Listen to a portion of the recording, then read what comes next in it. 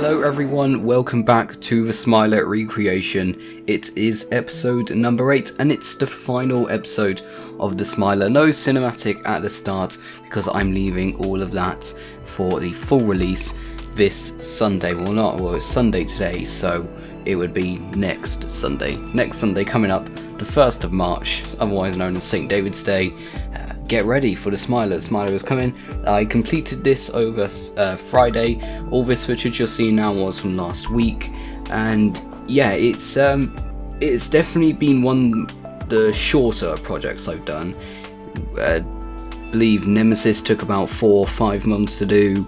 Wicker Man took about 7 months. So yeah, it's definitely one of the shorter ones. I only started this at the start of the year, back in January. But it's been an interesting project, it has. It's been really interesting to try out the Smiler and the compact coaster, because I haven't really been able to make a properly compact coaster in Planet Coaster. I'm not really that good at them, but I think Smiler came out very, very well.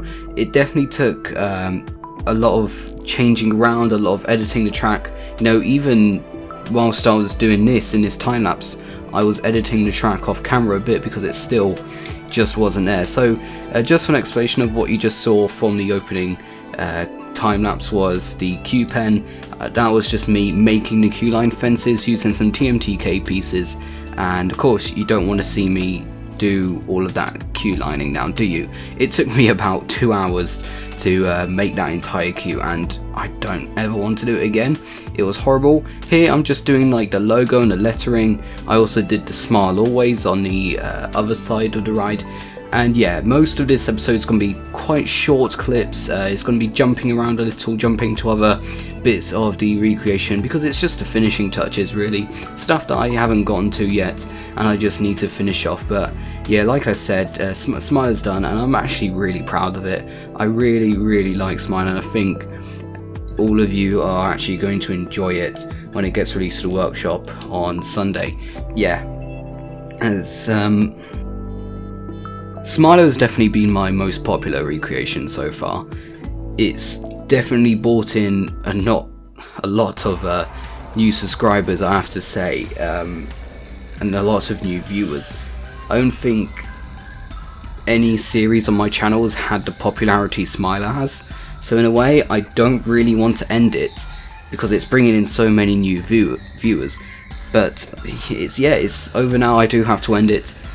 And yeah, I believe almost all the Smiler episodes have over 1,000 views at the time of recording this, so that's really good, and I'm actually really happy with it. But yeah, what am I doing here? Just doing the flooring of this Cobra roll. Oh, I just dropped something. Right, where was I? I was just doing the flooring of this Cobra roll. Yeah, I did kind of rush it a bit, but at the same time, it was on like some changing gradient of terraining, so it wasn't very easy to do, and I had to kind of like, yeah, I could not make it look good at all because of the terrain it's on. Planet Coaster really isn't good when it comes to terraining and building stuff on terrain, because yeah, we don't have the tools in Planet Coaster to do stuff like that. So yeah, just adding in a bit of scenery here and there where the scenery needs to go that I haven't filled in yet, just to make it look more complete really. And of course there is actual like shrubbery and scenery in those places in real life, probably not to the extent that I've done them, but there is scenery in places there in real life. I haven't just done it willy-nilly. Doing the gate actually, and now in the original planning of the Smiler, this gate wasn't actually there, and it was going to be fully open and you could walk down underneath the Cobra roll and the Batwing. That was in the original plans of Smiler. I wish that would have happened. I honestly wish that would have happened. And he also had the entrance where the correction block is, because yeah, the original plans of Smiler, that entire like area underneath the Cobra roll and the the Batwing, was like an entire plaza area that anyone could walk around, and then the entrance to the ride would be where the correction block is.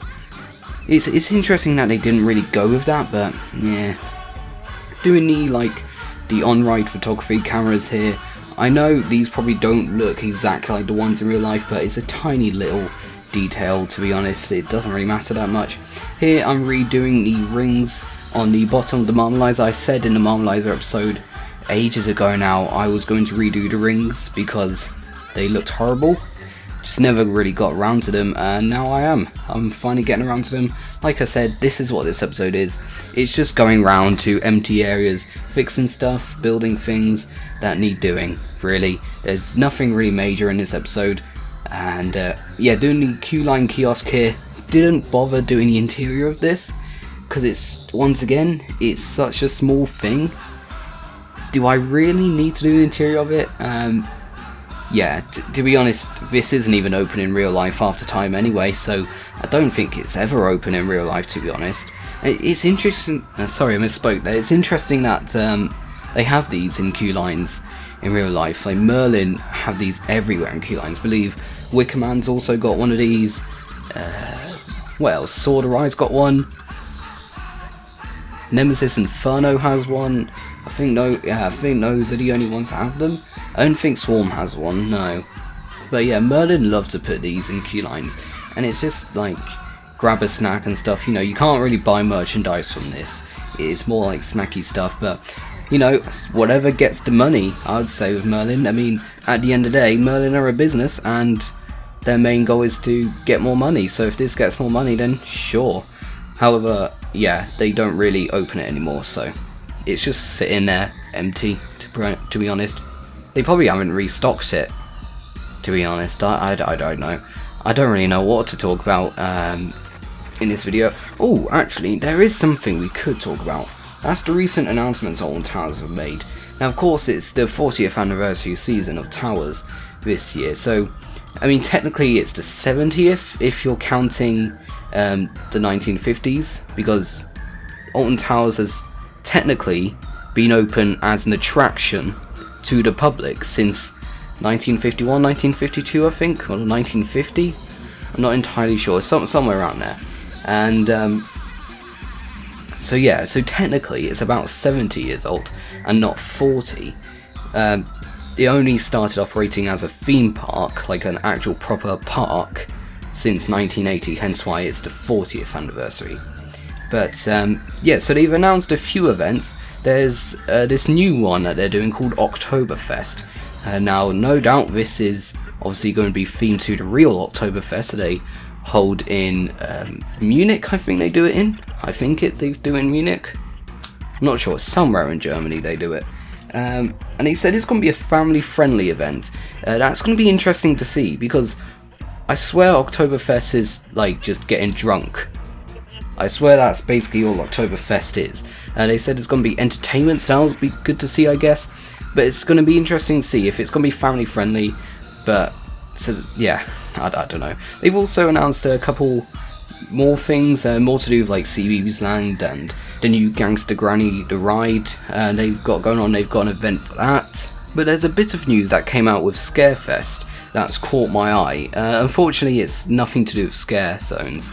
I don't think Alton Towers would want to do scare zones ever again, because at the end of the day you have to remember Scarefest is a family event. It's not a really spooky thrill seeker event. It's a family event, and you know, scare zones kind of scare away the families. But they said that the gardens are going to be transformed into something, so there is going to be something happening with the gardens for Scarefest. Now, this could maybe be a scare zone. I know I just said that Alton Towers aren't really going to do scare zones, but a scare zone down in the gardens would be amazing, don't you think? A scare zone in the gardens would be great. It would actually be great. It could be something else, maybe ghost walks in the gardens, telling you all about the ghostly history of the towers and the gardens. Of course, the TV program Most Haunted did an episode on Alton Towers quite a while ago now. It was 2009, I think they did it. 2009, 2010, somewhere around that time. Here I'm just doing the Fried Chicken Co. or was it? It has a different name now. It's not called the Fried Chicken Co. anymore, is it? I don't actually know what it's called now. I know, I'm trying to think, but no. I'm just going to call it Fried Chicken Co. Yeah. So I'm only doing the facade of this and only one half the building, because it's I wasn't really planning on doing it, but I felt like I should do it just because it's so close to the Smiler. It's like quite literally opposite the Smiler. So that's the only reason why I'm doing it, because yeah, it's so close. You kind of have to do it, really. Yeah, I didn't do an interior, I didn't do the entire building. It's just this little facade I'm doing right here so that it looks natural, really. That's all that I'm doing. I don't really know what to talk about it, I don't really know what to talk about with this, to be completely honest, because I didn't really put that much effort into this, to be honest. It's kind of a bit, yeah, bit iffy, basically, but it's there. That's my point. It's just there. It's not really supposed to be part of the recreation. I didn't really intend for it to be part of the recreation. It's just there so that it looks natural. That's it. I'm trying to think of something I can talk about, because there's nothing really to talk about in this episode. I think I might just leave you with a bit of music. I'm not going to leave you with Smiler's music because it's repetitive and it's really creepy, to be honest. I might leave you with a bit of, I don't know, maybe a bit of Jewel, I don't know, or Heritage. So I leave you the Heritage music. I love the Heritage soundtrack. Yeah, I'd say I'm going to leave you the Heritage music. So, I'm going to say my goodbye now. There's still about 2.5 minutes left of the time lapse. Thank you very much for watching today's episode. Thank you very much for joining me in this series of the Smiler recreation. It's been fantastic and it's brought in so many new viewers, so welcome to the channel, everyone. There's also something I do need to say though before I leave. Smiler's cinematic video next Sunday is probably going to be the last video for a while. It's for a number of reasons, but mainly I'm not really gonna have a lot of time to do Planet Coaster after next Sunday. I'm not quitting YouTube. I will be back. I'll definitely be back, but for a few weeks, not just a few weeks, but for a couple months, there's not really going to be there's not really going to be weekly videos, so I'll try and do a couple, maybe like a little creation I've done. I don't know. I'm thinking of doing a small recreation of G-Force and do a little video on that, but yeah. This is basically the last time I'm going to say goodbye for a while. I will be back. I'm not quitting. I don't want to leave this channel behind because I love this channel, to be honest. But yeah, thank you very much for watching. I hope you do enjoy Smiler when it releases next week. And yeah, I'll see you all whenever the next video comes out.